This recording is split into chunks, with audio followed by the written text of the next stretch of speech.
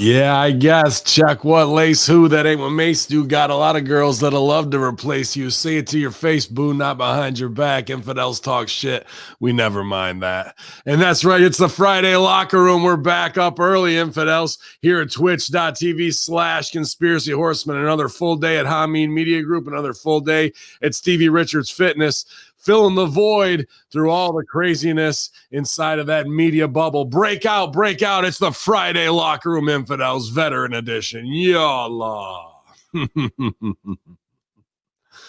Yeah, man, 111 strong last night at twitch.tv/conspiracy horseman for the election fallout. But we took another blue chew and we're still, the flagpole's raised. We stand to see another day, Stevie. And who knows what by tonight will bring. I'm sure every little thing and everyone's going to be blowing up on the timeline wherever it is today. So be prepared. The morning wakey warm-up show this morning was a really good topic, was be your own hero.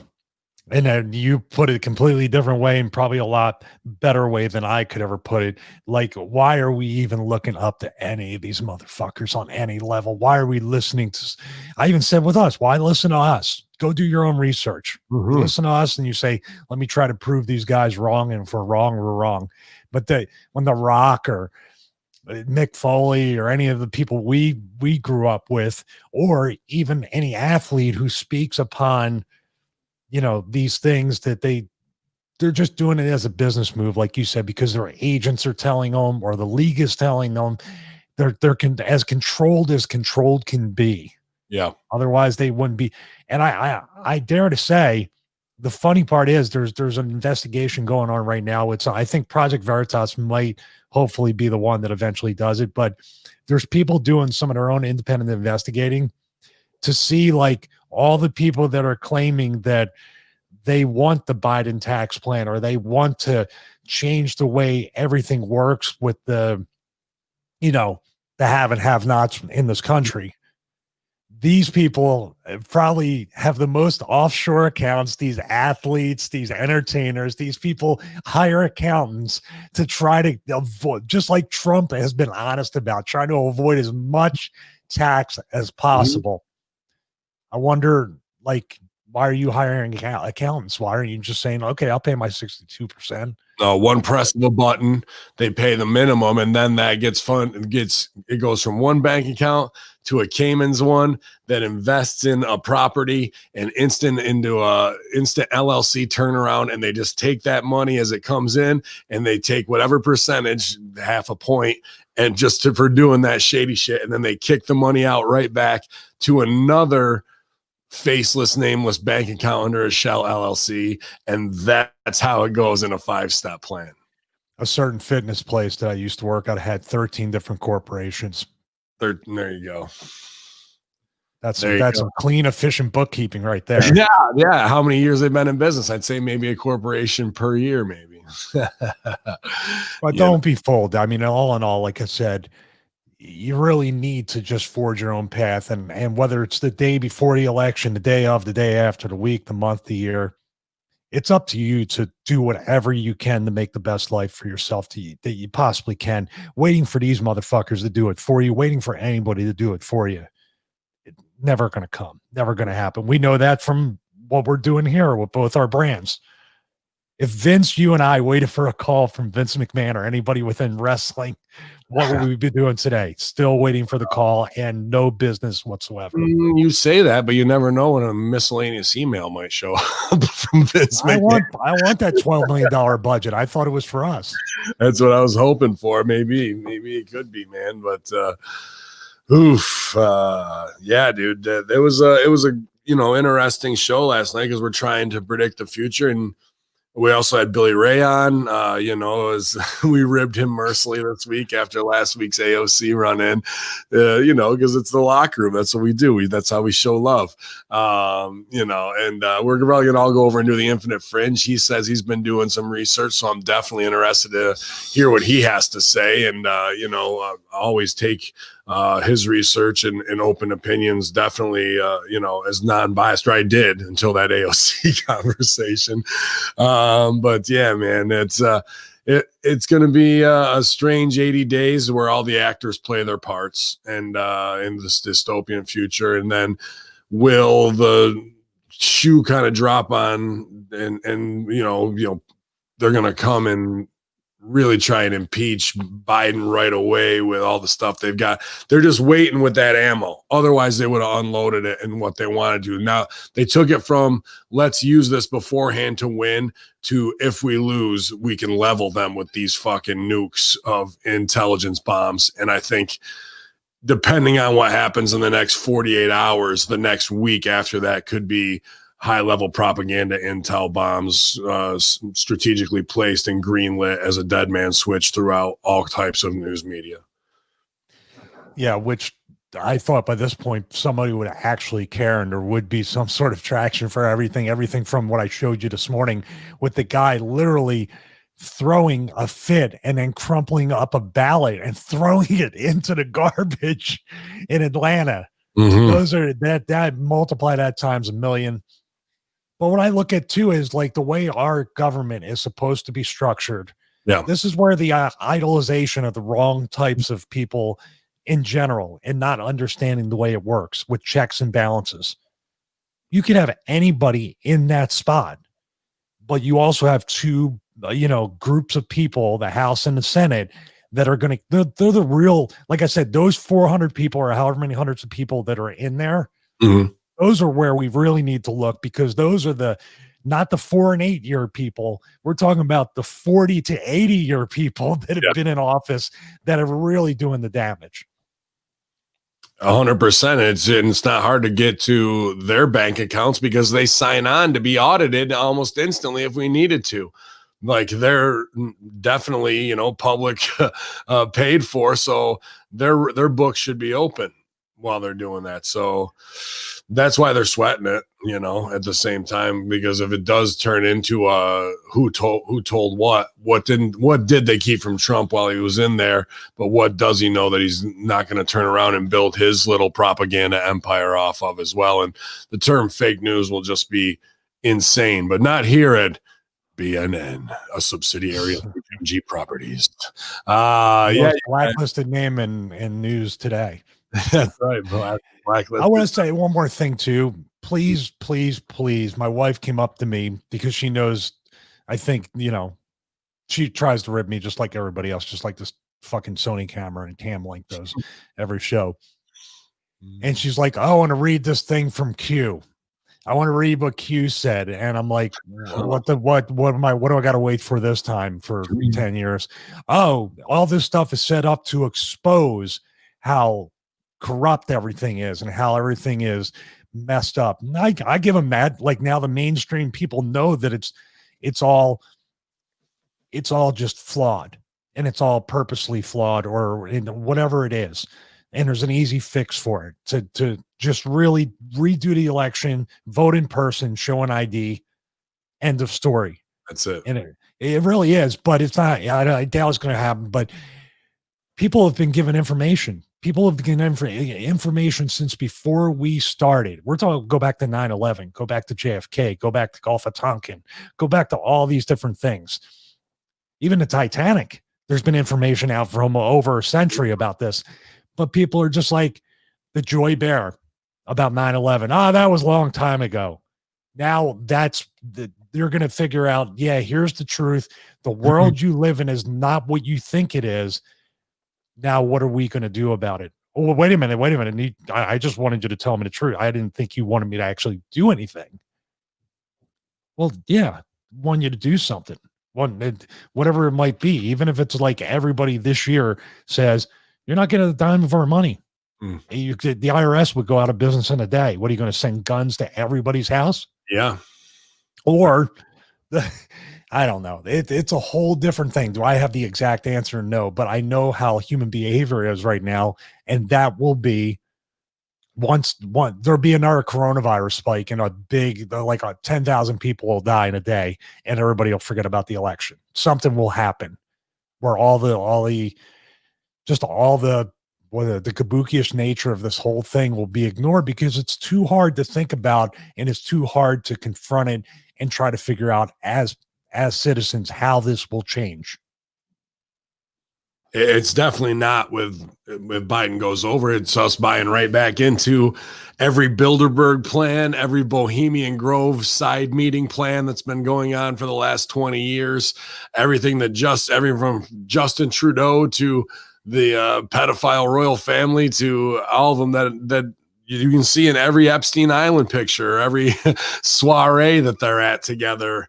All of that shit we're buying right back into it. We're back into those deals instantly. And then they'll actually rebrand. There's what they do because they are just corporate marketing whores.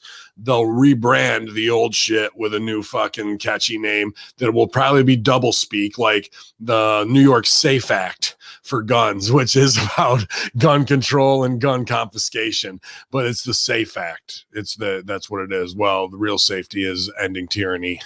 And for that, you need fucking weaponization. So, man, they're definitely putting me over here in the chat room. I'm feeling myself this morning. I better, Stevie, say something bad about me because they're putting over how great we were on Raw and SmackDown review this week. And then they were just going in on my opinions. And I appreciate that love, guys. But I need to be knocked down. I can't be feeling myself like that.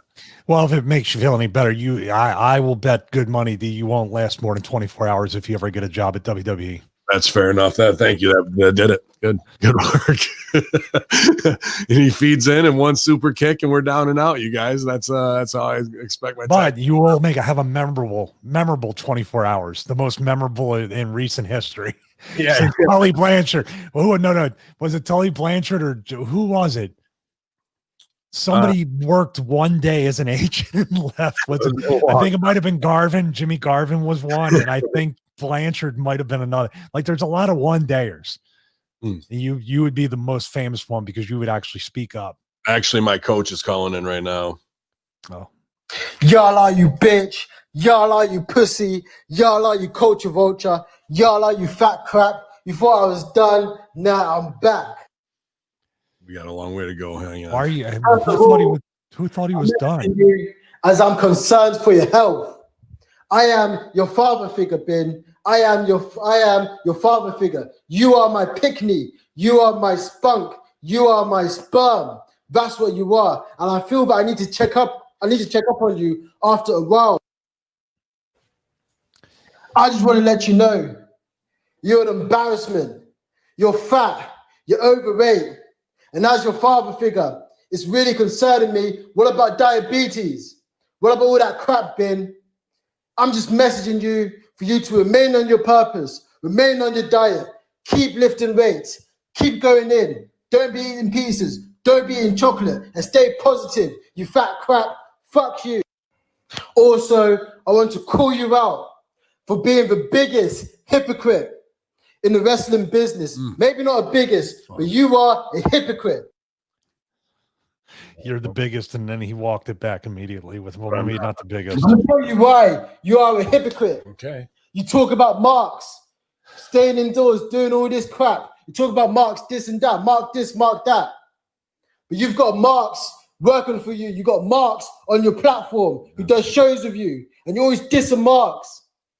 You're a hypocrite. If you hate marks so much, if you're always dissing marks, why have you got marks in your platform? You are a mark yourself. Wow. That's what you are. You're an imposter and you're a phony. That's what you are. So, well, his beatdown was better than mine. well, I mean, yours means more, but still, I mean, that's what I needed to keep me under today, to keep digging out of the hole. So yeah, I mean, actually, what I'm going to do is I'm going to take the video of that guy who got really angry and crumpled up the ballot and then threw it in the trash and I'm going to put that audio over it, and that'll be your Pro Wrestling Tees commercial for today. that'll be strong style. Yeah, man. I do got to get the Culture Vulture shirt uploaded. I got to chop the white out, make it into a PNG at 300 DPI at 10 by 12, whatever. So let me know what color shirt you guys wanted on. I was thinking on red with the white. But yeah, I was looking at the best-selling T-shirts on Pro Wrestling Tees yesterday, and there was too much effort put in that design. apparently. What I see, botch is one of the best, just an X. It was just an X. Are you kidding me? I'm just going to put letters of the alphabet up. 26 new t-shirts. Check out Serena Deeb's new t-shirt from Pro Wrestling Tees, the Sloth Namaste Yoga. It's pretty badass, man. And we'll talk about Deeb here pretty quick, but she was pretty excited the other day to send me that. And it's a very cool design from Pro Wrestling Tees. I have to get a hold of Ryan Barkin and hold him for ransom so we can get a Hamin Media Group one set up, and obviously the Culture Vulture shirt. But there's plenty of shirts there from Stevie Richards, Greek God Papadon, SEG shirts, and of course Ben Hamin and Vince Russo. So get the most offensive ones and wear them to your family dinner. Or if you want them pet kitties, there's plenty of cat shirts as well. So we appreciate that, you guys, all those PWT sales, because that is one of the best ways to support us. And also another way has been Patreon. Last night we passed 72 virgins and went to 73 Patreons, pal. So unbelievable at patreon.com/Hamin Media Group. I just put up another part of the SWOT analysis and the marketing tier for weaknesses. I'll probably do another watch along today for the Culture Vulture tier, or maybe I'll do a little promo on Beginning Improv. I haven't thought yet too much because I have to get with the Chris Silvio and do AEW Light the Fuse. MSG should be back today, and then I have to hop on with Russo and do the Discord. Man Beast is with Rip Rogers right now, and he's actually maybe listening on his way to Rip's house, so we can make sure Rip is starting to get the best audio and video so we can upgrade and really bring you a top quality show from the Hustler for the Patreon $5 face slap tier. So just awesome, incredible, humbling support this week in the last 2 weeks to, everything's going to stay free on the Hacker Hamin and Hamin Media Group end, and we're actually expanding the Hamin Media Group affiliates with War on Morons. We have a new review podcast to look back that people are going nuts for as well. I think that drops on Sundays. And the staff and the street team, street team put out a video, and in 4 days it had over 15,000 in front of people and over 3,500 views. So everybody's hitting on all cylinders on a way that is almost unmanageable for me. But right now, so I say to you troops out on the outskirts of the battle line, we were out there taking care of the Western Front. You're doing a great job. Let's keep it professional. Let's not engage in some bullshit that's going to make HMG look some kind of way.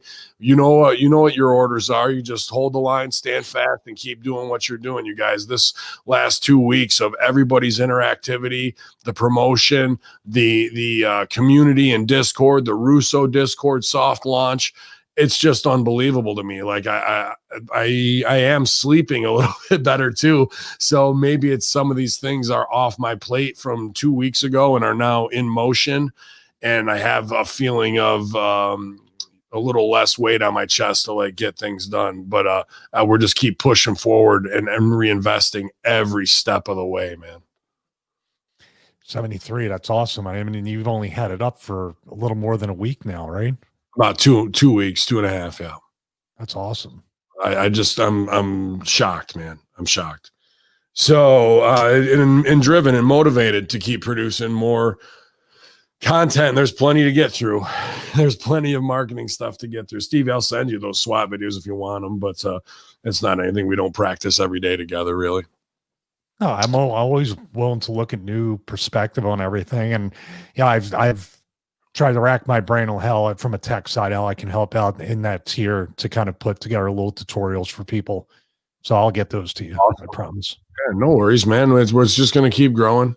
It shocked me. Yeah, Ted, I knew that'd pop him. Oh, shit. So we appreciate everybody, man. All the diehards for the watch-alongs, from the Impact watch-alongs, SmackDown Self-Help Live Group, all the Russo brand subscribers. They said they were laughing super hard at Master Shoot when Deuce was reading the lyrics to Cardi B to Vince for Wet Ass Pussy. They some people had to pull over, and then they were also really laughing their ass off at you and your secret texts to your wife back and forth as well, and letting your wife know you love them. That's actually a real thing that's happened multiple times, as Vince has shown. That's not the first time that so you can see the two top people I'm texting, which basically, it's funny how Vince will probably put his phone down, which we all should do for a time, and won't answer those kinds of texts for like 3 or 4 days. And I've been tempted to send him texts like, I need help right now. Please call me back. I've fallen and I can't get up, whatever. And he won't answer for like 5 days. I'll just be laying there. Oh, it's so good. It's so good. We didn't have as many. There was a couple Vince missed names this show. I can't remember what they were and pull from it. They made one. We looked at each other and just both laughed hard, but without him even knowing what it was. It was good. Discord is 2 words too. That's always a favorite. We start saying Discord. Discord. Roadmaster is another one. Carlson Tucker, and then he mispronounced Carlson Tucker by saying Carlton Tucker. That's probably the best one to date. Yeah. There's always some great ones. Shayla and Nina was good too for Nina. Oh shit. What else we got going on for the headlines? Anything, Stevie?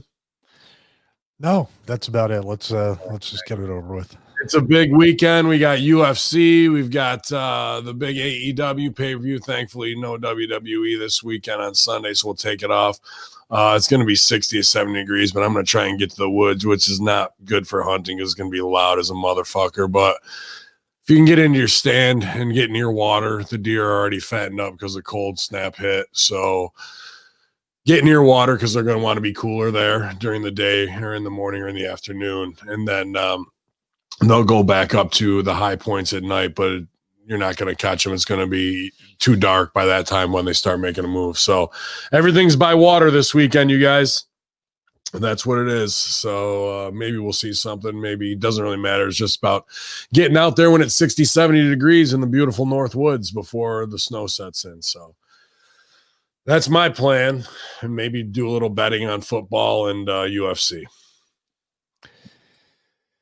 I don't know. I don't know what I'm going to do. Probably try to be as productive as I can, do what I can. We got the empty spot here in the home gym. And then I actually have to go down to the TV studio and help Luke out, get my check and reclaim some of my tools. They put that thing together. It's in the studio right now. So it's nice to have the G6 have a new home.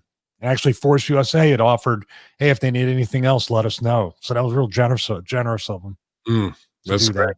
I was I'll put this over. Do you think we can become Team Roadmaster? And because I was wondering, do you think they would send us 5, maybe even 6 Roadmasters to send to all the HMG producers, and we'll just give them a month for each one of those free promotion, and we become sponsored Team Roadmaster? I have no idea. I really don't. That's how I reach out. The guy is very, very busy right now. They're doing a lot of stuff at Road. But I'm not sure. If you want to pimp out your contact, I can just start a fresh one and try and put over everything that you and Russo and I do with it already. And that I just want to let them know that giving us 5 or 6 of those will expand the platform and creative abilities of our staff implicitly. And then from there, we'll just constantly plug Roadmaster. Yeah. We might want to get the name right too. Well, until they send them.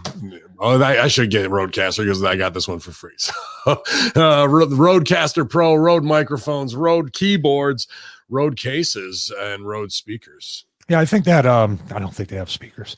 I think it's a great time to do something like this because this is legitimately a radio console. If you ever wanted to be a radio DJ, it used to be so difficult to use software like Pro Tools, trying to plug your iPhone or your iPad or your tablet into it, get phone calls routed, put it up to the microphone.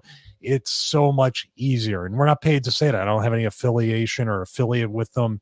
They just wanted to send it out to certain content creators. And I already bought one. So that's why, like, when I got it warranted, you ended up getting one of the spare ones. So, it makes our life that much easier. And in fact, if we ever do get together, we can plug in 4 XLR microphones, all have radio quality sound, and just sit here and do like what Rogan does, legitimately like what Rogan does, and have a video switcher and be done with it.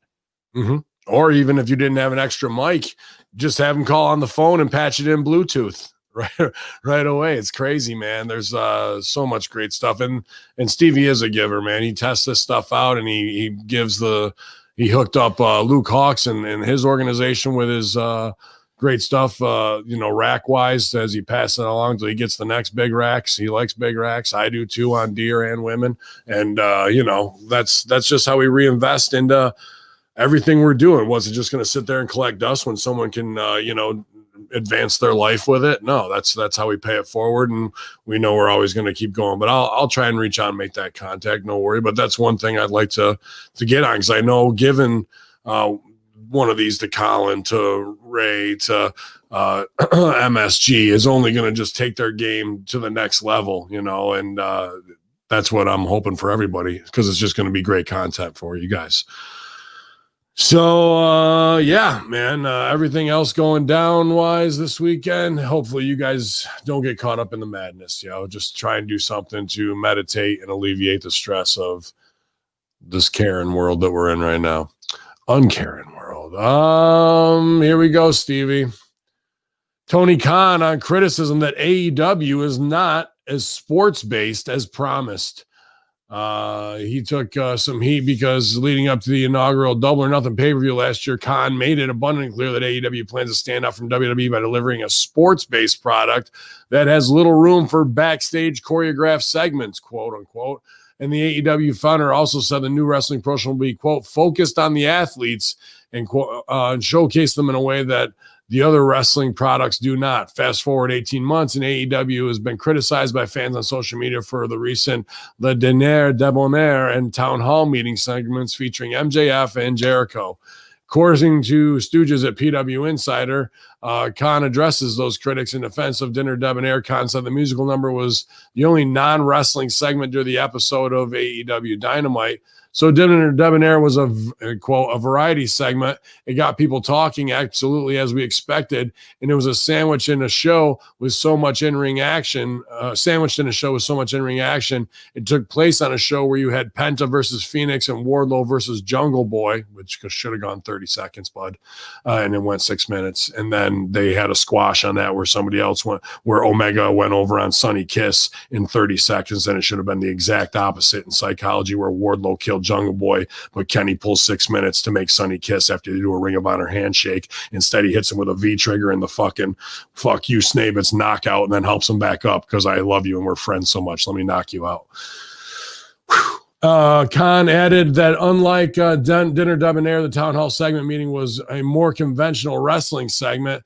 They're very different from each other. I don't know how you can compare those two segments. They're apples and oranges. While noting the Town Hall segment was the highest rated segment across both AEW and Dynamite and NXT last week, Khan said that MJF and Jericho promoting a wrestling match is great wrestling in itself. It takes place in a wrestling ring. Doesn't that make sense? He said, as long as it's not somebody stroking their own ego, talking about themselves for 20 minutes, game on. Wrestlers talking to each other about wrestling is some of the best stuff about wrestling. While promoting Saturday's AEW Full Gear pay-per-view. Awesome graphics, by the way. I want to put that over again. Whoever their graphics guy is for Full Gear is some of the best graphics I've seen in a long, long time. Said that Hangman Page and Kenny Omega could shape the future of the company. I think it's going to be as good as any match on the card. Probably the best match, has the potential to be. It could be very well shape the future of the company. These two are our biggest stars, and we're our greatest tag team, and now it's our biggest rivalry. They've been doing good long-term business, and Sil and I will talk about in detail. I don't like what they did with Omega's character this week, keeping him drunk. That was kind of stupid. Yeah, man, the criticism of we're going to have records and whatnot, and they had Taz kind of put that over this week in his promo. It was good, but wrestling is entertainment and fantasy, and especially, unless you're really going to play it like the statistics guy that he is or was for his dad's football team, you kind of can't be half in and half out. That's either got to be the big driver. You can't just go back to it when you want to and rely on it. And when it's just wrestling, that's when they have their lowest ratings. They go from 850 with a lot of build up and storyline, and then the next week they'll come back and do wrestling, and they're down to 750. So that should tell you that Dinner Debonair and Wrestle Crap and things along those lines are going to outdraw and do more, especially at the Town Hall, which was good as well. The way the production shot it and the flow of the group scene was very good. And those are the type of things we need to do more of, not answering to the small part of the fan base that just wants to catch it in a aha gotcha. We thought about sticking to wins and losses matter, but that's not really going to pan out to give anyone an emotional connection to these characters and the storylines we're trying to create. Hangman Page and Omega has been a good long-term storyline, especially leading into this tournament, to pay it off how it should be. Well, the opposite of the long-term business is I watched the Eddie Kingston Moxley thing, which was a good story, had a lot of backstory to it, but they just signed this guy like last month, didn't they? Yeah. I would have built him up a lot longer to get to that point. It's almost like they're throwing it away this soon, unless he wins the title. I would put the title on him. Moxley's a hot baby face right now. This dude cuts the best promo in wrestling kind of right now. Kingston, they have real heat. I know, the delicious donut promo really convinced me. This week, I just watched it right before we came on, where they kind of can't touch each other or whatever, and they're saying, you know, some wrestling tropes, but the emotion and what they're trying to do is better effort than anybody else is doing. I mean, Jay and Roman are doing some stuff, but it's so just vinced out. Well, what I'm saying is, like, there was no foundation to show them as best friends or having a history. There was nothing. Okay. They didn't even, you know, if he had a hand in getting them hired to give him finally the opportunity, there was no story. If they teamed up or something happened and then he had to do what he had to do because he wanted the title and he made the choice. That's months right there. That's what we talk about WWE all the time. Who are you competing against? Why are you hot-shotting this? And they wasted it. They wasted, I think, good 6 months to a year where it could have been really like, this is what we want to see. I agree. I think they got to put the belt on him now. Otherwise, it'll be a quick, as fast as you go up, as quick as you come down. And he'll be marginalized and just be the good promo cutter. Oh, you're talking about like Brian Cage. You're talking about like Luke Harper. You're talking about like Miro already. Okay, so there's no history of that. Okay, yeah, that'll never happen. Dude, he's just happy to have a job when it all comes down to it. So he's not going to, he may fight a little bit for his business, but this can also be, imagine if you're running the company and you want to do that, or you want to feed him to one of your favorites, and this guy definitely needed the job, and you signed him to a deal. There's no way this guy's going to turn around and bitch and try to stand up for his business less than 2 months in. Yeah. Is there a business method to doing it that way in the wrestling business? Yeah, sure, you're destroying a character, but you're also getting what you need done, or that power deal, or you're showing them their boss. If this was a year from now and he had built up a name and he deserved more money, do you see? I have all these things always running in my mind when I say how grateful I am for something. If somebody's going to take advantage of my gratitude as a weakness in this situation. Yeah. Make sense?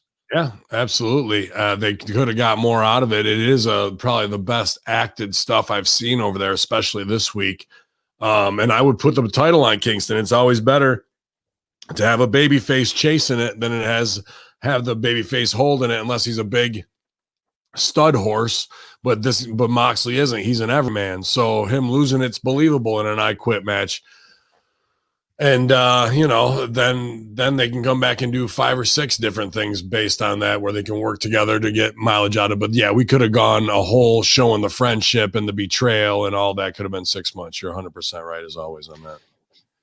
Yeah. Well, let's hope there's no non-concussions that can be protocoled in 60 seconds or less.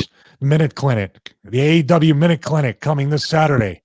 Minute Clinic. So it takes them AOC the Minifin. I don't know, the wins and losses thing, man.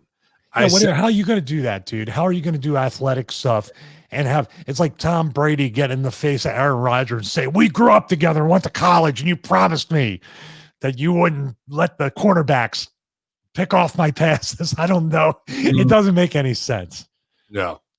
Yeah, there's plenty of things that are stop and starts. I would say to that fan base that's trying to hold your feet to the fire, be like, hey, it's an evolution. It's a learning process. We're year 1, and we're going to focus on storyline instead of because we think we have a better chance to tell better stories, and we are telling better stories than worrying about just stacking wins and losses and making that the focal point. If you guys want to keep score and see who is, please interact at AEW, whatever, and Snabits and be like, I love analytics. Put it over. Like, I'd love to talk analytics with you guys, but as far as it goes, guys are going to get where they go. I wish just to troll everybody. He said, we're just dipping our toe in the water right now. We need to, we're throwing millions of dollars into this product to dip our toe in the water. Dipping our toe. Chris Jericho dips his toe on Twitter and receives a lot of backlash for the election tweet. AEW star Y2J has received a lot of backlash for his tweet on Tuesday night about the results of the 2020 U.S. election being delayed due to voting ballots not being completely tabulated in several states. Jericho tweeted, "I'm not a political person." No, but it's strange. Is it strange to anybody else for the first time ever that we have to wait a day, 2 days, 5 days, 10 days to find out who won the presidential race? Many of Jericho's peers in the wrestling business, including his close friend Lance Storm, lashed out at the demo god for his tweet. Let's see. What did he say? The 2000 election took a month to finally be decided. Not exactly the first time ever. I cut promos about this in WCW, wrote Storm. Big Swole said she was thankful to the citizens for counting the votes, especially since a number of them have been mailed in due to the pandemic. Quote, "To my knowledge, this is the second time, but to answer your question, no, it's not strange to me. Actually, I'm pretty thankful to the citizens that are counting these votes, especially during the pandemic. I pray they are safe and have all the help to ensure speedy yet truthful count." Wow. Big Swole coming back instead of staying small. Okay. Meanwhile, several WWE superstars also responded to Jericho. MVP asked Jericho to delete the tweet. Tucker wrote, keep reading. I'm just showing this. Tucker wrote, "It's almost like 2000 never happened." NXT's Bronson Reed simply wrote, Y2 jump to conclusions in his tweet. Oof. CM Punk tweeted, "I'm not a political person," presumably a response to Jericho. Check out the tweet below. It was all in crazy caps and shit with the retard SpongeBob gif. So a lot of people getting their shit in. Tucky, who's buried and fucking probably will need a job at AEW, is fucking shitting on Jericho. Maybe he thinks it'll help his job there, but I don't think. And Big Swole in the locker room going after the top guy, bro. Yeah. They just can't fucking stop. They just can't stop the Twitter thumbs, bro. Way too comfortable in the locker room, aren't they? Way too comfortable, bro. This is one of those things where you just have to, yeah, that's cool. Sure. Everybody, yeah, I respect your opinion and decision. 2, 3, 4, 5 weeks later, maybe 8 weeks later. Yeah, we're just gonna do losers leaves AEW match, but we'll bring it back. Don't worry. Mm-hmm. Or don't say anything and just say, well, no, we got a new girl. We're coming in. So we don't want to bury you or expose you too much. And you've been on TV a lot. So we're going to sit you at home and we'll get to you. You're one of our favorites, especially after that tweet. Yeah, we need you. You had great matches, so we need you to help get this girl over. And then all of a sudden wins and losses matter after you lose 4 in a row. And then you're not, you're not on TV anymore. You're just on Dark. The whole Tony Gurria line, well, you haven't won a match in months. That's what I used to get. You're going at the wrong guy. You're going at the wrong guy. The reason why this guy's been in the business for 30 years, been successful. He's talented as anything, but he's also smart and very political. And he can play the game. If he couldn't play the game, he wouldn't be right up there with Rocky, with Hunter, who's basically a son-in-law, and still be able to get over. Mm-hmm. Rocky, Hunter, Austin, Taker, all these guys that you compare to political prowess of Hunter, and you compare that to Big Swole or Tucker. Yeah. Okay. Let me know how that works out for all of you. Tucky and Big Swole going in hard. And that's the other thing. The whole locker room just went. Nobody from Impact said anything? That's usually the usual suspect, right? Yeah. Give him a fucking 24 hours. Dude, like the whole locker room is just like, wow, how mental can you be to open your mouth? And Jericho's given, I think, a couple grand to the Trump campaign. That's been known too. But what Jericho's saying ain't wrong. All he's doing is saying, isn't it strange? And there they come. How dare you? And have a reaction. He's not saying what anybody's saying. He's like, doesn't it find, is it something we should keep an eye on? Doesn't matter. Anything that's out of line of the fucking bubble, you better not even raise a question that goes against the mentality. You better not even think like that. That's thought crime.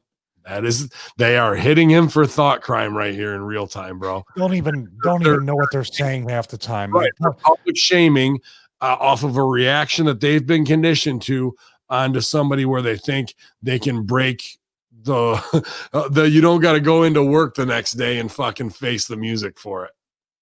That one of them might not be going into work for a few days.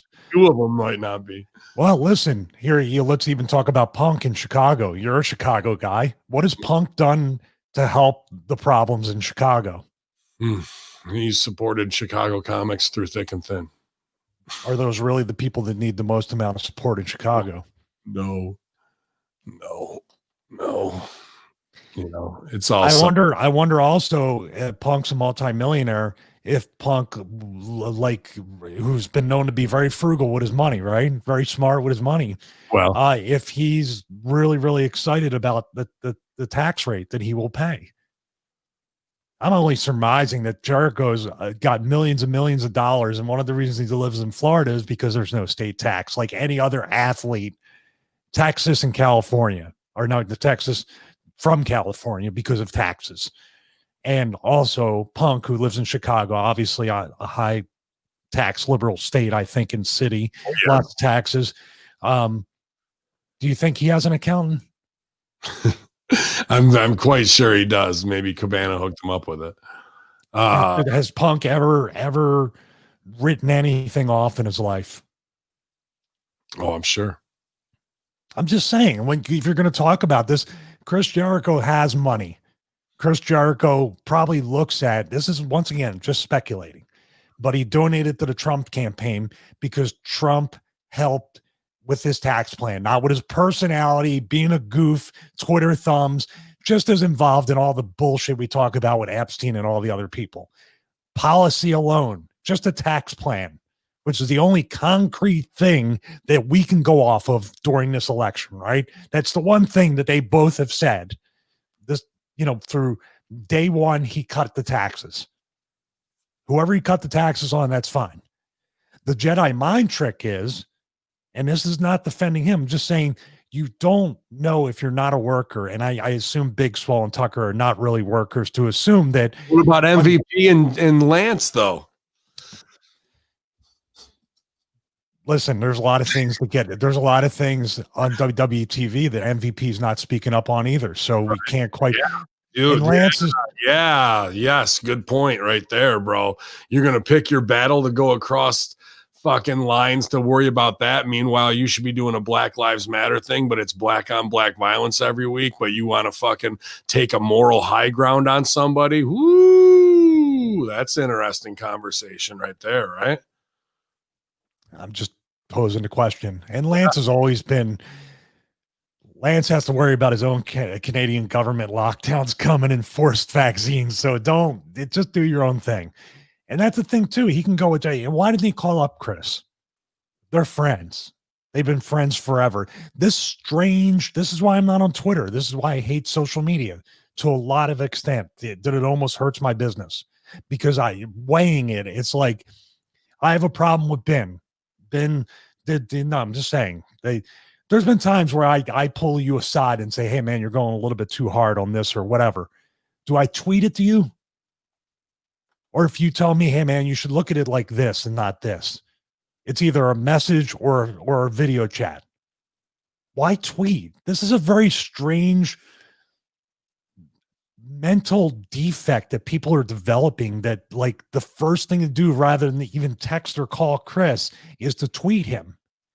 And even if Lance has a problem with me bringing this up, he's going to tweet me, and I'm not on Twitter. I don't check Twitter. I don't go on there unless I want to put a smart ass thing like, hey, anybody good on Joe Rogan lately? Or some bullshit like this, some just goofy little thing that I don't ever check. I do it from Hootsuite or Sprout Social or Buffer. But the point I'm making is if Lance wanted to get in touch with me, he can get in touch with me very easily and say, hey, man, you should look at it this way. Like, think about it this way. This is the way I think about it. Like, oh, that's interesting. Or, hey, man, I really, this is the way I feel. We both can agree to disagree and not give a fuck about what the other thinks. I agree. It's very weird. It's a very weird thing. And these are adults, dude. These are fucking 40 and 50-year-old people. Well, they used to be. They grew up they were in a business that was very much the MVPs from that era. Lance is from the era. So I don't know. Yeah. I mean, and MVP is going to, the other part of that is I think MVP, I was told has to wear, not has to wear, but wears the gear that he does. Cause I believe he has a Malcolm X tattoo, like, and whatnot. So obviously the Black Lives Matter thing, I got to believe is definitely a big concern and cause for him as well. But here we have black on black violence constantly, on WWE, and it's strange. I do want to give a shout out to the chat. We got a great wrestler, Zicky Dice, in the house with us right now. Welcome, man, to Hamin Media Group. Glad to have you aboard here at twitch.tv/Conspiracy Horseman for the Ultra Kayfabe Declassified Friday Locker Room Thursday taping here. Hamin Media Group, you guys. So show respect. Get up and give this guy your chair. Don't be sitting around in the locker room thinking you're over. You ain't over. And Tully Blanchard will tell you ain't over because he was banned from ringside for AEW Full Gear based on what they just did last night, where he got involved. And Matt Jackson was on the cell from ankle injury, but even just watching guys on a phony cell from ankle, my ankle starts hurting. I just hate to watch that cell for some reason. But they did a good job, so they banned him from that. But there was another thing where WWE, I just wanted to bring this up with the legends, WWE pulled Sting's merchandise this week. Does that mean he's going to show at, this weekend and be in Darby's corner? I think they got a great opportunity to have 4 corners match going forward with Tully, Arn, Jake Roberts, and Sting in each one of those guys' corners, man. I think that'd be a good look. So is the Stooge Report coming and them pulling his merch a tip of the hat to be like, you didn't want to stay with us and you're going there. We're going to stooge off your surprise because of this move by pulling it from WWEshop.com. Very strange. I thought he was in line to wrestle Taker at WrestleMania again. I love that yearly rumor. Yeah. Well, they got to save that for Saudi, for the big Saudi comeback. I don't know. I mean, if Sting goes to AEW right now, then it really is like not only the look, the presentation, even the way the arena looks, the cameras, and bringing Bischoff in and being back on TNT looks just like Nitro at WCW. What would Sting do to help garner ratings on a long-term basis? He obviously has a good attitude about working with younger talent. He always has. He's always been way too giving. As a matter of fact, that's how he pretty much had to retire from the buckle bomb that you're. Right. So he didn't come out with the Superman punch for sure. No, he did not come out with a Superman punch. I'm sure. But what's this thing? I don't know if he's done it, but there seems to be a thing. Because remember BioAccelerator, I had him on the early version of the Stevie Richards broadcast, or the guy down in Colombia. They had Matt Hughes, the UFC guy that got hit by a train. And they had him doing stem cell therapy. Kevin Nash went, Ryback went, Sting for the neck injury that he had. And then all of a sudden, didn't remember hearing like Sting might get back in the ring. He's recovered to a point with the neck. Now you really never do, but maybe Sting made a trip down to Colombia for the stem cell therapy. Because that's the only Edge had it. Edge had the stem cell therapy as well on his neck. It's really the only thing, not that it's been publicized, but I'd have to think that it just doesn't, nerve endings and the regeneration and all that. Even now, 49 years old, breaking my neck when I was 23, 24, I still feel it. So there has to have been some kind of regeneration therapy to get him back to where he can wrestle. And that's the only real value that Sting would have at this point on an AEW program to pass to get the rub on the younger talent. Really, you don't even think, just as the manager, they're putting Darby up in the top of the arena sitting by himself, so it already feels really Sting. All you got to do is put that on there and have Stinger walk into the shop behind him and sit down, and both of them no sell. And, you know, the best acting we do is when we say nothing at all. So that would be decent show don't tell of like Sting's there, but even Darby doesn't sell, and like he knows that he's there. And then we move into wherever we want to go from there with having the WCW grandfathers, you know, pass on the torch to this generation. Here's the way I look at this, and this might be a little too critical, but if I was in the spot that the kids were in, I would look at it that way. You have Sting, you have Arn, you have Tully. To a degree, you have others that could come in and give, you know, Rock and Roll Express when there are other people. Sure. For the most part, you will make it look like the WCW grandfathers and their kids playing like intramural soccer. Like they will not look like men next to real men. That is true. That is true.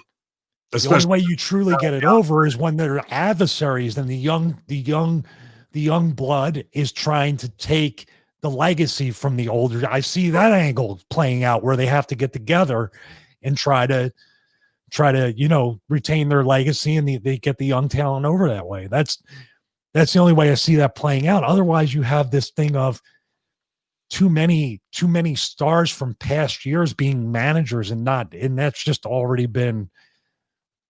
It's already been tried. And Sting's never been an amazing talker either. He's never been an amazing talker. So to be a mouthpiece for Darby Allin will not get the kid over. I don't think you need to. All you need to do is make visuals with him in the background, and he can come up and whisper in Darby's ear, and Darby can just shake his head and nod that way. You don't have to do big promos.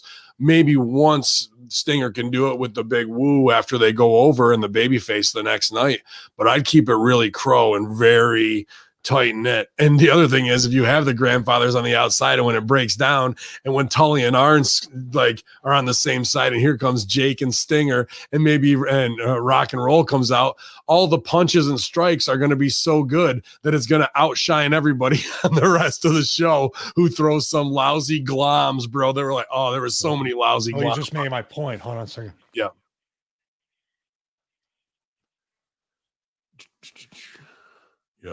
Yeah, I love it.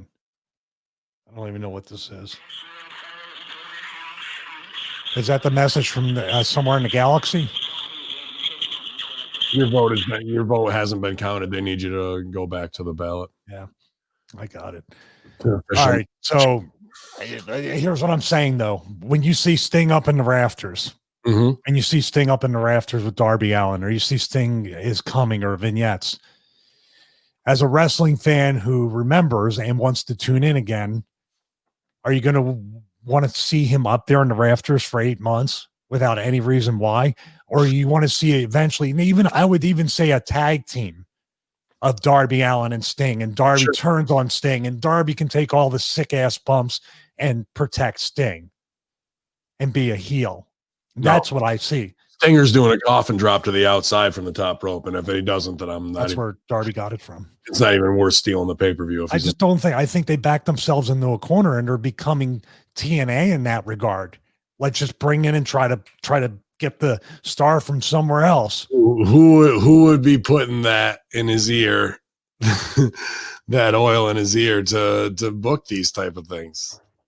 Eric liked me when I was in WCW. He liked me. Get a hold of him. He was really good on the town hall. And if he's working on the back end for TNT right now, it might be worth it, man. I think you and I know where we fall on that side of the fence. Dude, I'm easy. He's cool with me, man. No, he's cool. I'm just saying. I didn't say that. We're good where we are. Yeah, we're good. Cody reflects on getting his second name back. It feels good. It's official. Cody has his second name back. I almost did it. It's official, but I didn't do it. After AEW Dynamite went off the air, the TNT Championship champion addressed how good it feels. He said, "As of this morning, I no longer have just one name. Whether Justin Roberts says it or not, it feels real good to be Cody Rhodes again." WWE canceled his trademark on Cody Rhodes, allowing the name to be freed up for Cody to use it once again. He filed a trademark name on April 13th, but WWE filed for late renewal, but it was claimed that the filing payment was delayed because of COVID-19. Cody's trademark was refused in July because of WWE's filing. So they didn't pay for it. Is that the reason why it got undone, or is it because WWE finally said, okay, let him use the name? That doesn't seem like a WWE move to me, but is there something going on behind closed doors? Some, good faith stuff. I don't know. Ryback seemed pretty hot the last week, wanting the whole McMahon family to die. And he's in that same type of name release, trademark stuff as well. I don't see them doing it that way. Was this just because of COVID and the paperwork didn't get done because of the 260 furloughed workers, or is there something going on here? I don't know. I mean, this is the first I'm hearing about any kind of trademark since the last time we talked about it with Cody. I just wonder how much money he had to spend for that. Because he was over enough as Cody. I'm looking at it like a businessman. Like, I can re-examine the trademark, but am I spending hundreds of thousands of dollars? And the PR of WWE keeping my father's name is I would throw my money into making them look bad and almost feel like they're guilty. You know what I mean? Like, they have no shame. I mean, we know that. But you see what I'm saying? Like, if piling on with all the other stuff that potentially could have come up, the stock scam, the Saudi stuff, COVID, and then this. I don't know. Vince is about to snap. He's sending emails to Russo, so who knows what. Yeah, man. Do you think that someone said they gave Cody his name to spite Ryback? Yeah, they're pretty spiteful and petty. So that could be like one good to drive one person mad. But I'm thinking, you're saying, how much did he pay for it? If they didn't renew it, and just because of COVID and it came back up, he might have got it for $300, $350, which is what it cost. What did he spend previous to that, though? That was my question. Yeah, sure. Absolutely. Or what did Khan spend? Talking AEW, well, first, before that, Allison Kay reveals that she's now a free agent. Allison Kay took to social media this week to reveal that she's now a free agent in wrestling, no longer working with NWA. Kay thanked NWA for all the opportunities they provide, claiming that they booked one of her favorite matches ever. She stated that she's now open for bookings and appearances, like the rest of us, clearly looking ahead to the future. Kay is a former NWA Women's Champion and having won the NWA title or Crockett Cup in 2019, beating Santana Garrett to claim the vacant title. She would go on to lose to Thunder Rosa at NWA Hard Times. They said had times here. Nice try, guys. She has been under contract with NWA since before the pandemic and is also a former Impact Wrestling star.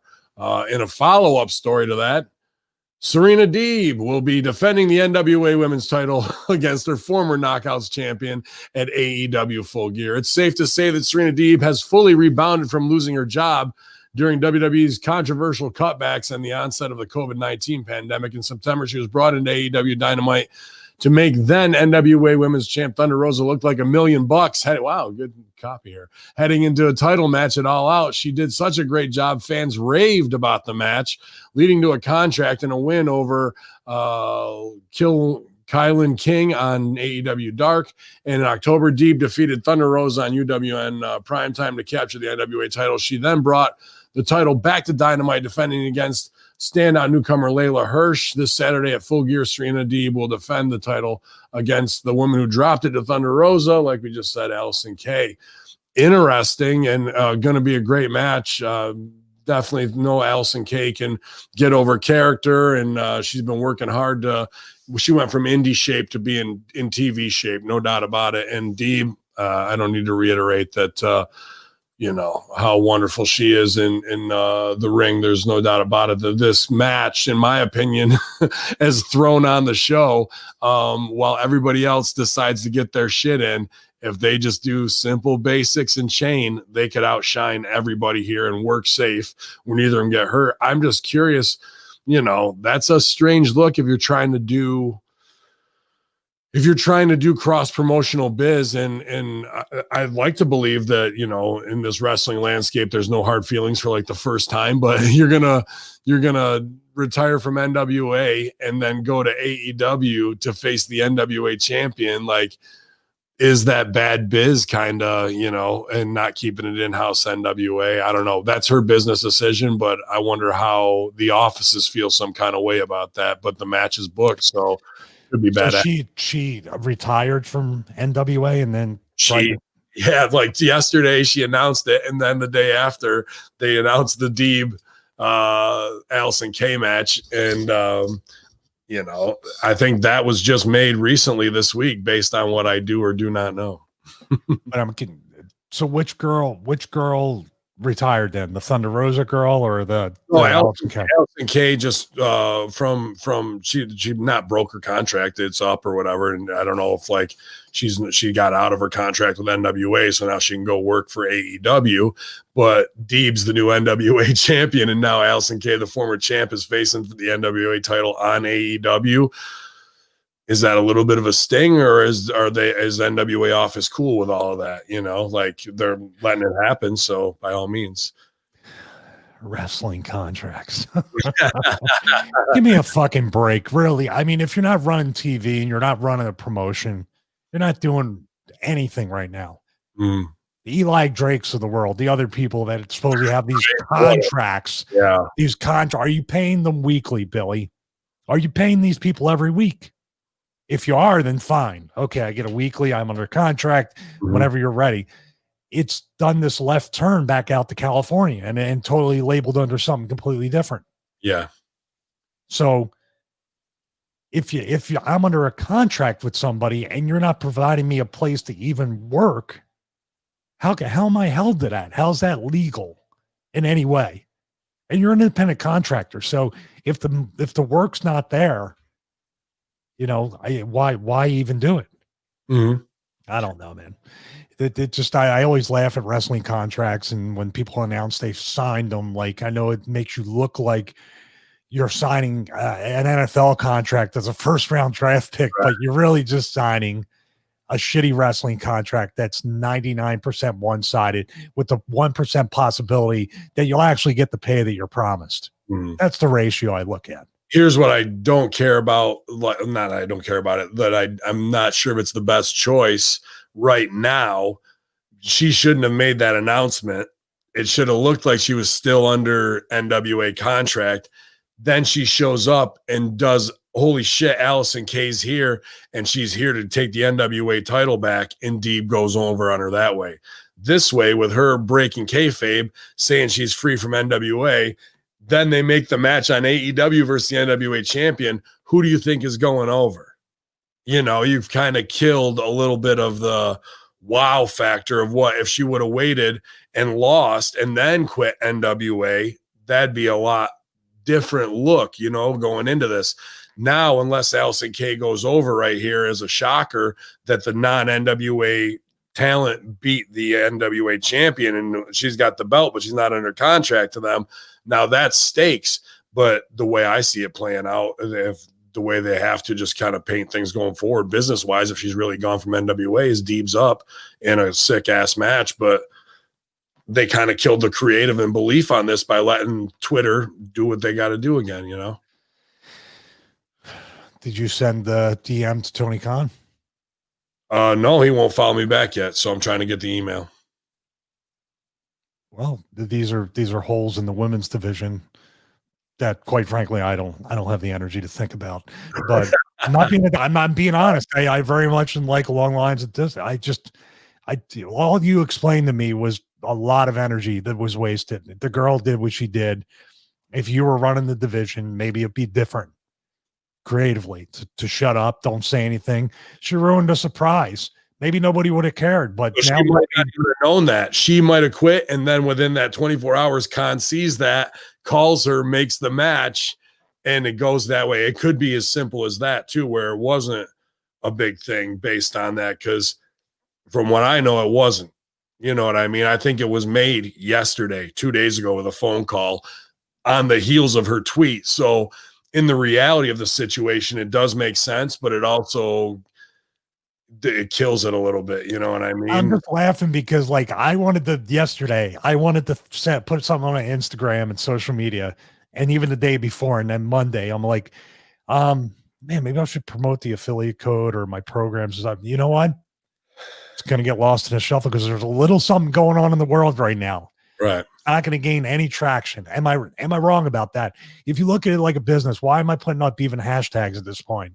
I would if I were you. It seems all right. Well, I'm saying I resisted when it would benefit me. There's no thought process going. It's what's the t-shirt? Tweet, apologize, dive, repeat, whatever. Yeah. So I'm just saying they tweet before they even. It's Herm Edwards was famous. Yeah. Herm Edwards was famous in the NFL rookie symposium every single year. You better think before you hit that enter or that post or whatever button you're going to hit. You better think about what you're going to say, because it's going to be forever. It could change and alter whatever happens in your career. 100%. Nobody seems to do that. They don't think about the path and playing it out beforehand and put it into the greater work of it all. Or maybe they are. Maybe that scenario is where the shock factor of the non-NWA beats the NWA champ, and now we have like let's fucking just be real. Who gives a fuck? What casual fan gives a fuck about the NWA outside of the speaking out thing that might have garnered some mainstream traction? I'm with you. Who cares? Who cares? I mean, that's why you really got to think about it. Like, who cares? And whoever would have really just cared at the least little bit doesn't care now because there's no surprise. What you're doing is you're working the people that are already watching, working the workers who don't buy a ticket or a t-shirt or anything. So, I mean, I'm not being negative about it. I'm just saying you have to look at your own brand critically as possible. I have the problem. You have the problem. We tend to think more about ourselves than we currently look like, the perception. Mm-hmm. As a businessman and even as a content creator, you have to look at yourself so much less than you really are in order to keep yourself honest and trying to boost everything you're trying to boost. Wow, seems like there's a bigger story here. Not that I am into it. You know, Zicky, you're always welcome, man, to come on and join us at a veteran locker room. Just get at me at bin_Hamin, man. I'll definitely follow you back and we can DM it up to you. But if free Zicky, it seems like there might be something deeper with this NWA stuff. And I'm pumped for Idol Stevens with the UWN and kind of getting the book, and obviously GGP and our own Blake Troop, from Hamin Media Group getting to announce and level up that way. But it's the wrestling biz, Briz. Everything behind the scenes is always going to be shady, and there's another story, and you can't stooge because that shit's going to get you the heat and come back to it. But you really want to get free so you can go apply your craft in a time where everything's fucked over. We're not on the road every weekend, and those spots are coveted. And right now you're going to see some crazy shit probably take place for people to do it. And be honest with you, with Allison K at AEW, that also, if you want to talk stooge core, if Tessa's trying to come back at all, they're waiting there with those landmines too. Whether it's, remember when the first time when they went at her, and Allison K was one of them, I think Havoc and a couple others. So when she tries to come back around to get one of those spots, I think the fucking dynamite's really going to explode at AEW. Okay, I was wondering about this hashtag of free Zicky. You put it in Twitter and not just in Google search. Because first thing that came up was watch free Zicky porn videos on TNA Flicks, free XXX YouTube. So that is now. I'll go to Twitter then. For the that's all right. That's right. Right one. Put that through the roadcast. Jesus. My goodness. What is going on? Come on. I feel every bit of 49 right now trying to figure this out. Okay. The camera looks good while you're doing it though. So that's thank you. So what happened to Zicky Dice? We have to free him from the NWA or something? Yeah, man. Well, if we got a good brother who needs a hand, I'll slap myself here and saying good brother. I fucking killed me as soon as it came out of my mouth. Spraying arrogance. I like it. What's that? Spraying arrogance. He has the perfume spray. I like it. It may or may not be the same. Outlandish. But yeah, man, that's what we do here. Like Stevie and I run the show. Russo runs the show. Nobody tells us what we can and can't do, and it costs us jobs. But at the same time, we know that what we're saying is right, and things get stolen and put on TV on every show every week. And there's only a matter of time before Rome burns to the ground, and we come back in and sweep it up, and like the rising phoenix, rebuild. And we're getting one step closer because Monday Night Raw draws the lowest number since moving to the WWE Thunderdome. Yeah. November 2 episode of Monday Night Raw was watched. Also, I got to say, November 2, remember the 5th of November, the gunpowder treason and plot. I know for no reason the gunpowder treason should ever be forgot. What up, Roos? On Monday Night Raw was watched by an audience of 1.656 or 1,656,000 viewers, and the lowest of the flagship show since moving to the Thunderdome. The third hour was down to 1,460,000 viewers, really 455,000 I saw. Pretty brutal going off the air with confusing business as they started, not knowing who is working with who, and we're paying things off, and babies are getting heel heat on the heels. And nobody's got any real stakes going into any type of scenario for next week. So you combine that with, was there even Monday Night Football this week? Oh yeah, that's right. Giants in Tampa, right down to the wire. I tried to block that out of my head because I watched both and I lost. I bet Giants, they were plus 450. I figure week 6 or 7, usually the Giants get an upset on somebody, and they almost did here, but it didn't come through. Fucking Brady was hot that whole fucking game, dude. They got in his head big time. But they seem to 2 Super Bowls, his albatross.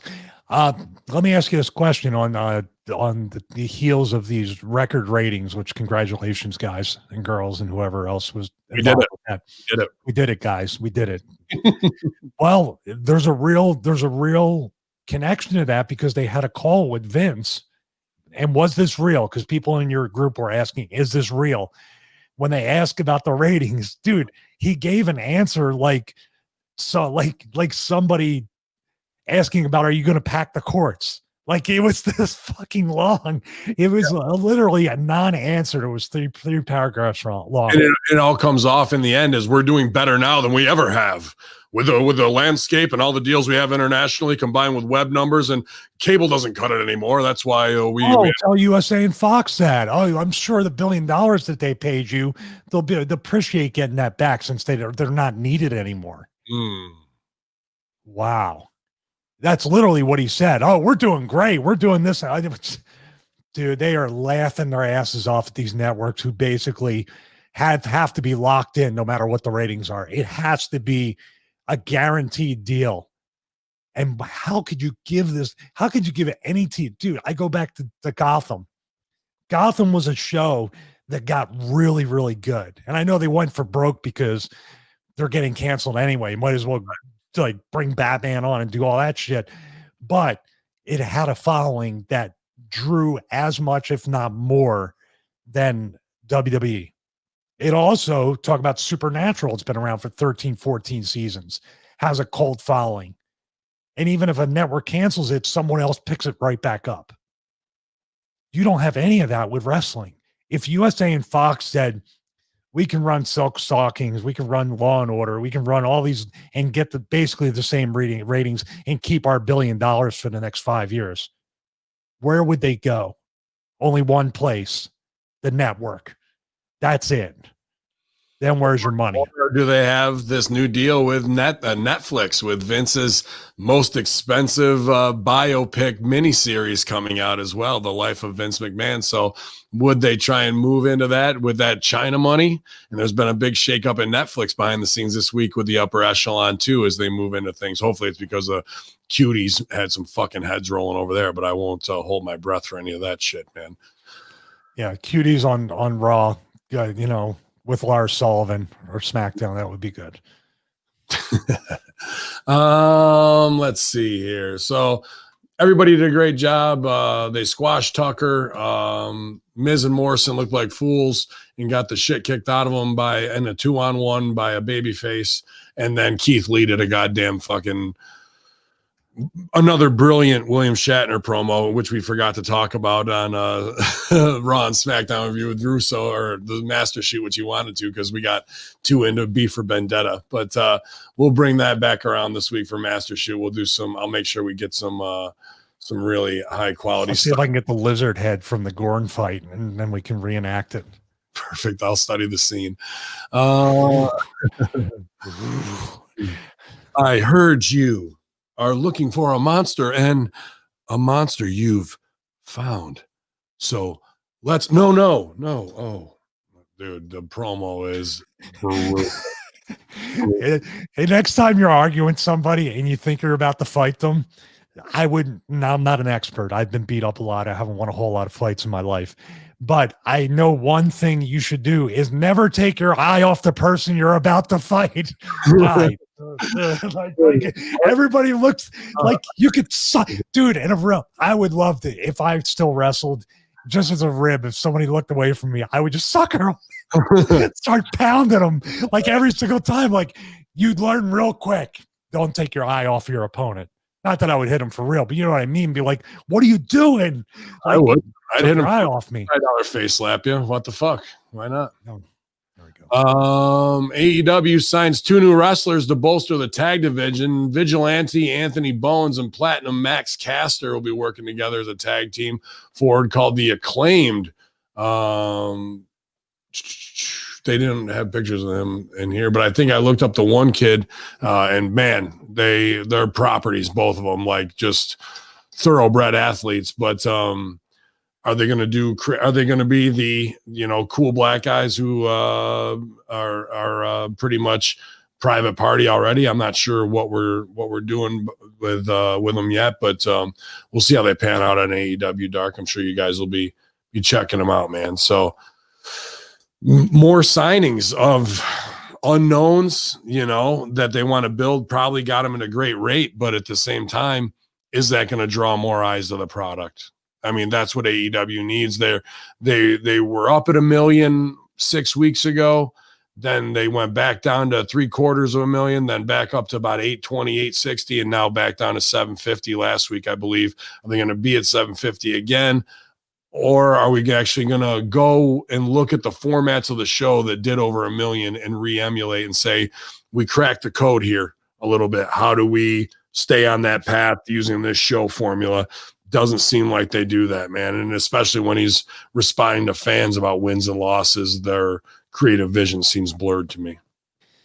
What are we looking at? He's an analytics guy. He at least does that for the Jaguars somewhat proficiently. What are we looking at here? Now, do you really get signed? Now, once again, I laugh when they say signed. What is your contract?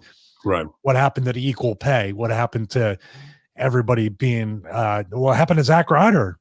I thought he would be signed, if anybody. He didn't get signed. He's gone now, right? He's got a full-time job posing on his girlfriend's Instagram. So I don't know anything about that. Okay. I literally don't get on. I see him like it's, dude, even with Chelsea Green. I hate this. I hate to even. Well, let me to get my thought out really quickly about this. You signed 2 more guys. How do you, all right, say you sign them for 75, which is standard downside for WWE. I don't know what their standard is. Say it's 75. That's 150 grand. How are you going to make 150 grand back on these 2 guys over the next year? in a time of COVID with no shows, and they're not stars to interact and people with. don't have as much as people are buying homes and cars, and you see them out shopping. It's literally, I think, because they're bored and they think they don't have to pay them back. But merchandise, t-shirts, pay-per-views, other things that can generate your money. How are you doing this?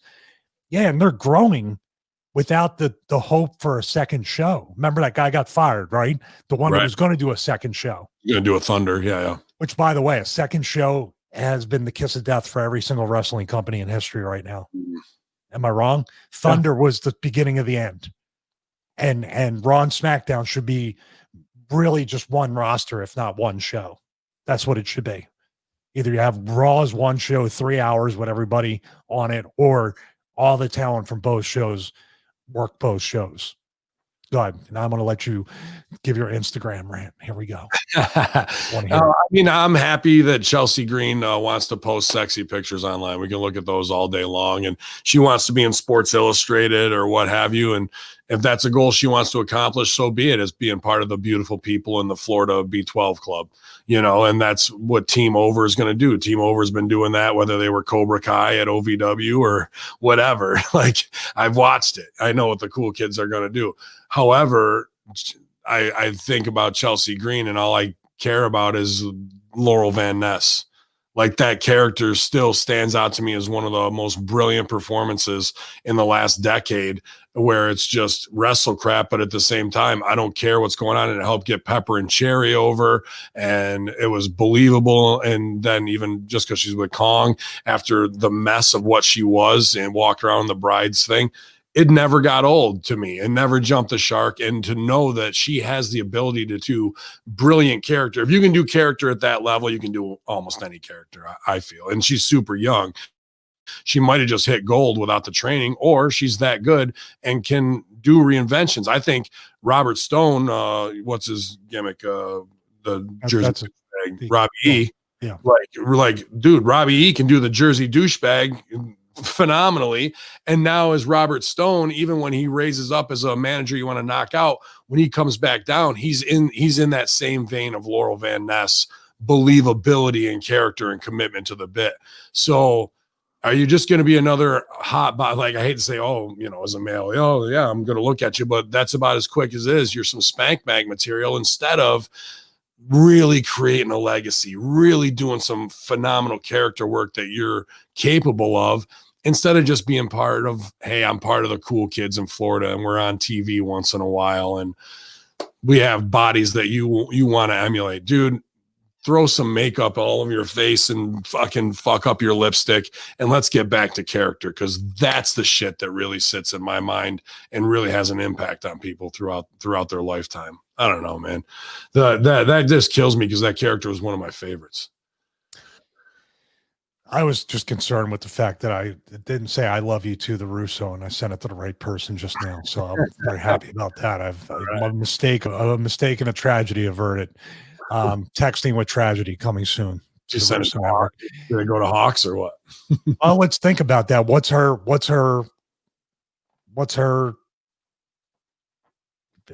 you already know the answer. What's her potential income stream, and where would she make the most amount of money? Yeah, that's the whole thing, man. Unless she really at this with what she's doing now. But she could also be knowing that she's being punished, and this is just her way of getting out of it, because if Cardona's gone and they know that she's with him and he shows up on AEW, she's on WWE TV, because they're worried about the direct stooge pipeline. And then even after he got fired, they wanted to shoot that Mandy and Otis thing at his place in their pool in Florida. Remember that? There was some weird little heat thing. They were 2 blocks away on their way to do it and asking for permission as they were driving there to do it, right? And since then, it's kind of been nothing but Instagram spank bank photos from her. Yeah, I mean, it's hard not to sell. If someone you love and someone you're going to marry gets treated that bad, and it's a hard spot to be in. And that's the next one going through a table. If not, if you sold for it, she could be on table week 7 via Nia, just like that, for the same type of shit if they wanted to. Yeah. It's tough. And trust me, just like they are energy vampires. They get off, and that's their lifeblood. Seeing you have to be like, how do I maneuver this? This is tough. They see that struggle within yourself that you want a career, but you also want to defend the person you love. Mm. And they're like, yes, choose wisely, which means your wisely is going to be basically not that wise in retrospect with them. You can't have that's why dating or being married in the business used to be a very, very just taboo thing, because it created all sorts of difficulties and complications to that. Because the office would push one and bury one, and then you're home. One person's really happy, one person's really unhappy. What do? They love that shit, Ben. You know that. Absolutely. And they do it with Moxley and his wife, whoever they can get it over on. Bernie says, still feel WWE dropped the ball, not doing a Chelsea, Deanna, Rachel Ellering stable power true. I agree that had been good TV, but I also will stooge that I know that 2 or 3 of those had pretty good heat backstage in WWE because they knew because they were acting like they were over and they didn't need their heads just got blown up. They were in the bubble, and I know coaches meetings where they were fucking ready to cut all 3 of them just based on the bullshit. And now 2 of them are gone. So yeah, I mean you're young and you're gonna learn the hard way. There's only one way to learn, and it ain't tweeting Jericho about Trump. I'll tell you that right now. The Rock reveals a handful of guys tried to stop his push. The Rock was recently part of a WWE Network show, Meeting the Undertaker, where he shared a story about wrestlers trying to hold his push. He says, this is stuff I've never shared, but do I want to share it because it's important? When I started to make the move up the card and the word started to get around that the office was priming me for a WWE championship run, there were a handful of guys in the business at the time who did everything they could to stop that run from happening. One man who absolutely wasn't doing that was The Undertaker. Rock spoke about how the dead man was always good with him and pushed him to keep doing his thing. He was always so steady, telling me, don't worry, kid. Just go out there and keep doing your thing. You got a hell of a future. He would go and ask me, you hit 30 yet? Every time I would say no and be like, oh, shit, one day you will and your bones will be sore.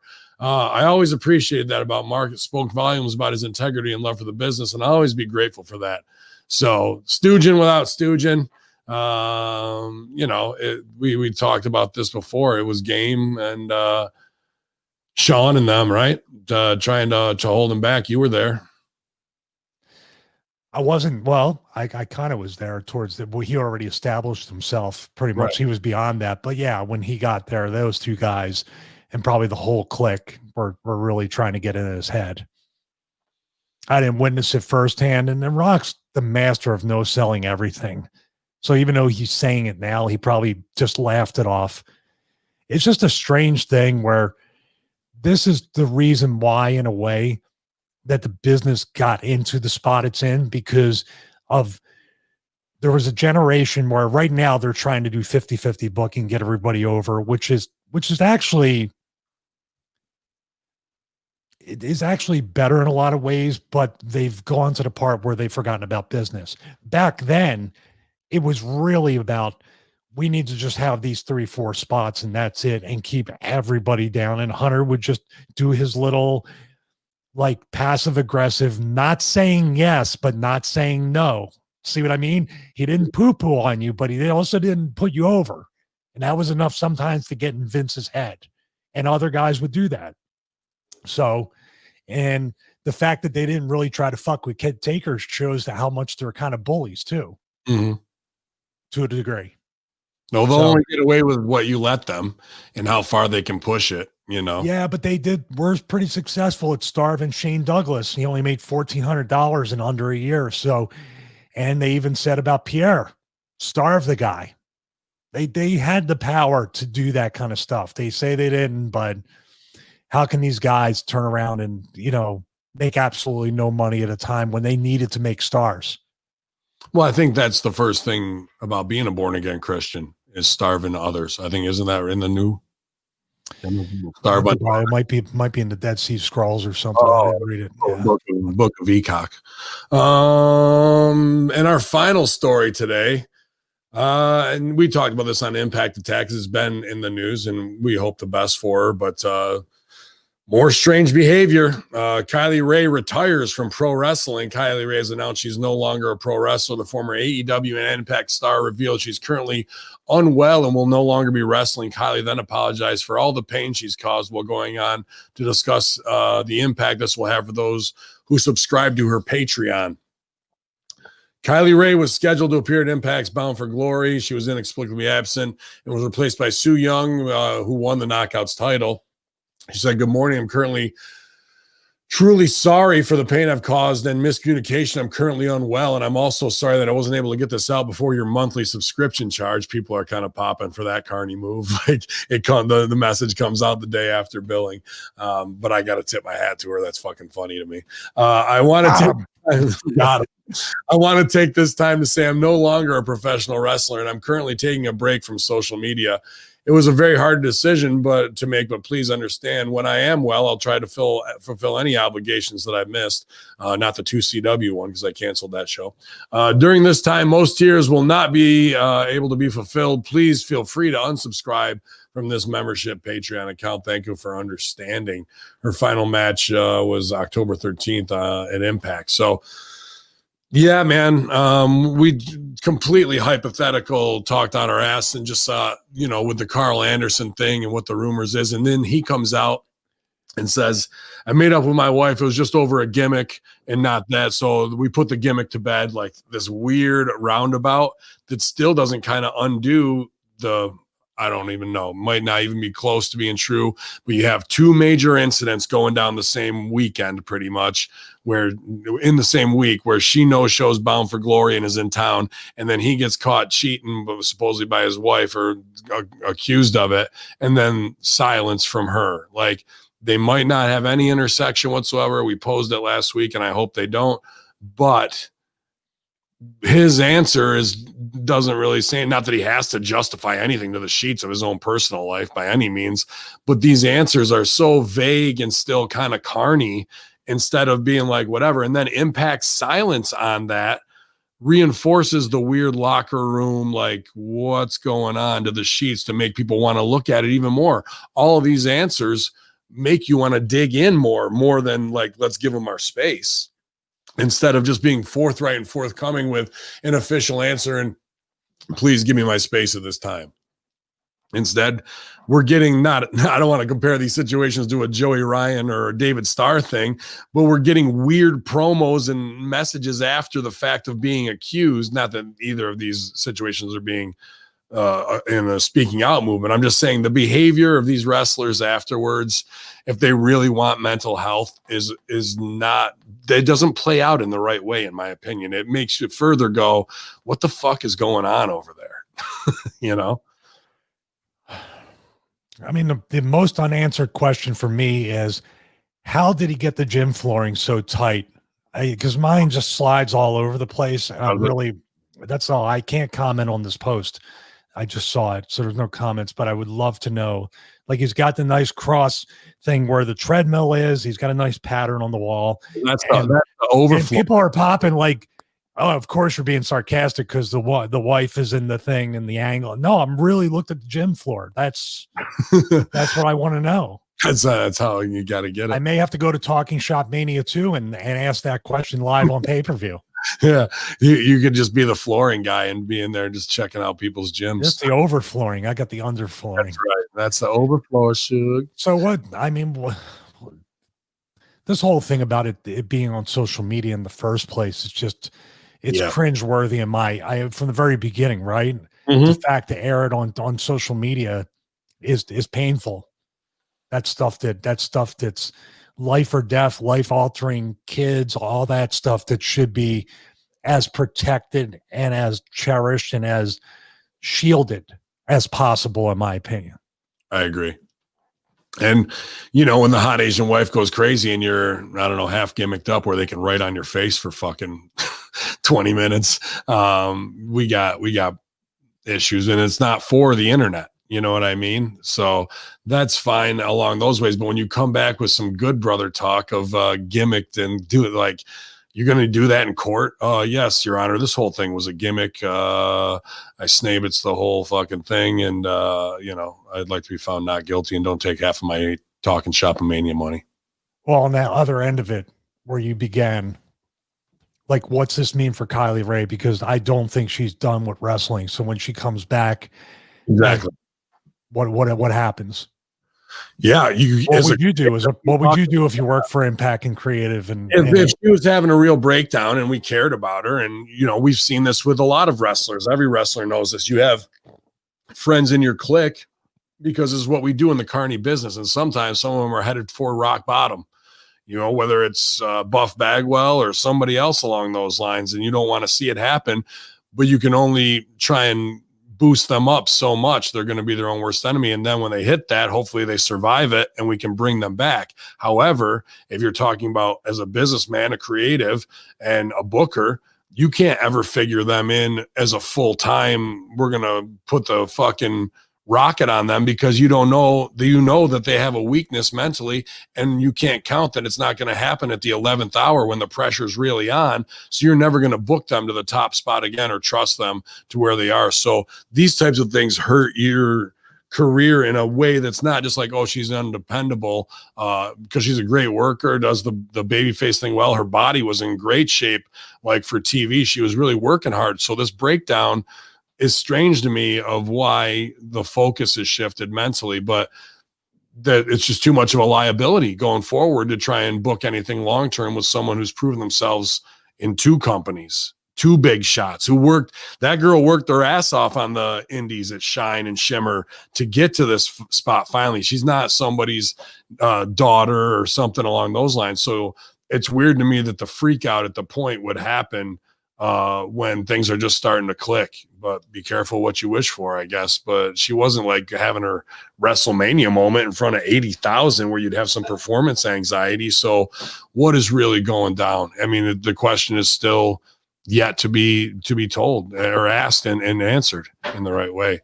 But I do hope she's fine about it. It's not like we feel some kind of way, but as a booker, you can never book her in the top spot again because you can't trust it. I'm going to tell you about the double-edged sword of doing that way, because you have to do it that way if you're a promoter and or a booker or anybody in creative. You have a few things to look at. The number one thing is you're talking about somebody that claims to be unwell, so mentally, emotionally, spiritually, whatever it might be, or a combination of all three. So she's already walking kind of a tightrope of maybe insecurity, anxiety, depression, all those things. And at a young age, you don't have the thing of, it's just a character, it's just whatever it is. If I put somebody over, it's not a big deal. If I'm losing 10 matches in a row, you see where I'm going. Mm-hmm. But if you're at that stage and you come back, you have your job, and it's like, oh, I'm so happy to have my job back, and I'm back where, and there's no heat or anything. But we have to, these girls have been here. These girls are working. You're going to have to help us out, and you're going to have to put these girls over for a time, and we're going to have like a year to make sure you're comfortable, and then we get comfortable with you. Well, if you're losing matches for a year, or you're not getting booked correctly, even if you are, well, you're going to be pissed off. You're not going to be happy or fulfilled.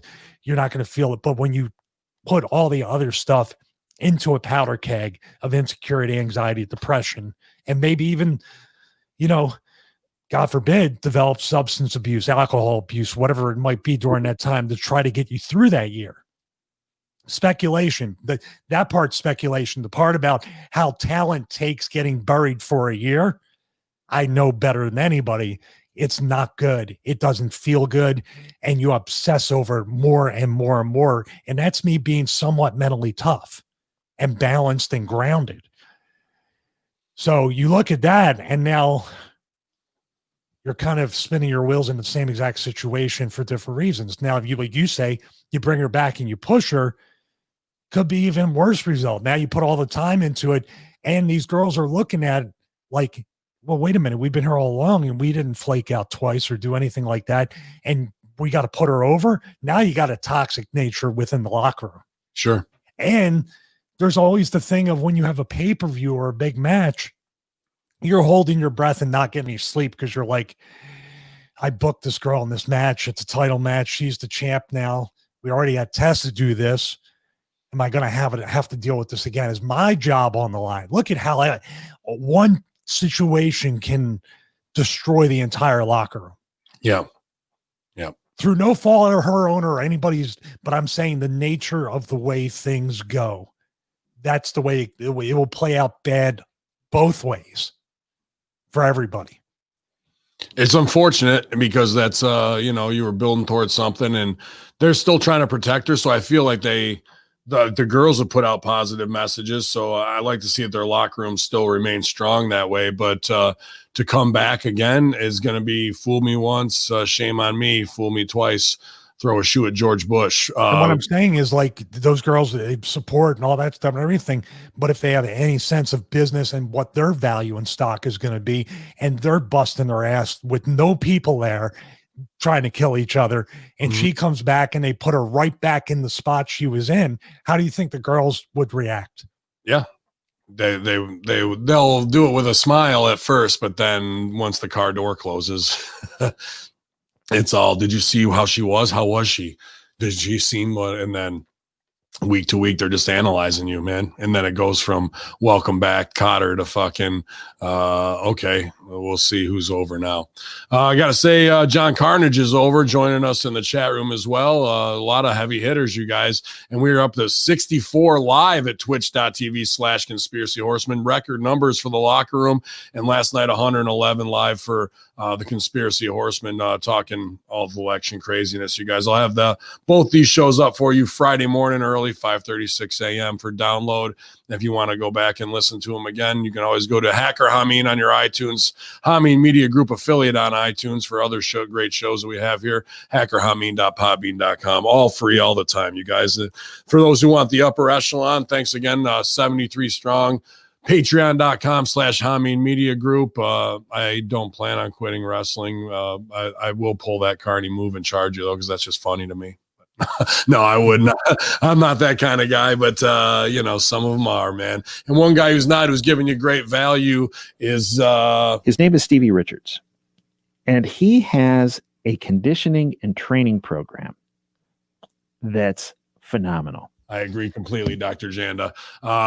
He exposed some stuff with the Operation Scoreboard. We didn't even touch on that. Yeah, we should get him back on here in the next couple of weeks, man. Absolutely, reach back. Someone tells me he's going to be on all major news networks for a while, so I'll reach out to him, check in on him, see how he's doing.